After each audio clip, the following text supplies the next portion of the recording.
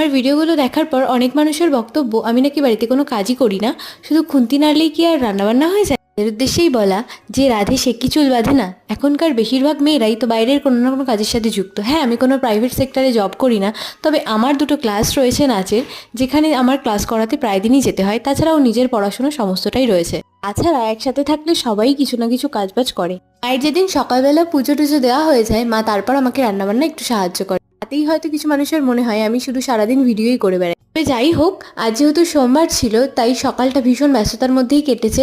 ওদিকে আমার আবার কলেজের রেজাল্ট আনতে যাওয়ারও কথা ছিল। রোজই চেষ্টা করি এই দিনগুলো একটু তাড়াতাড়ি ঘুম থেকে ওঠার, তবে এমনিই উঠতে পারি না। আর এখন তো আবার ল্যাদকাল মানে শীতকাল আর কি। মোটামুটি ঝটপট করে সমস্ত কাজই করে নিয়েছিলাম, খুব বেশি আজকে রান্না কিছু করিনি। লাউ ঘন্ট, পাঁচমেশালি একটা ভাজা, উচ্ছে কুমড়ো বটি আর ধনেপাতা দিয়ে ডাল তো এখন সবার বাড়িতেই হয়তো আছে। তারপর খাওয়া দাওয়া করে চলে গেছিলাম কলেজে। চলো আজকের মতো টাটা, দেখা হচ্ছে অবশ্যই অন্য কোনো ভ্লগে।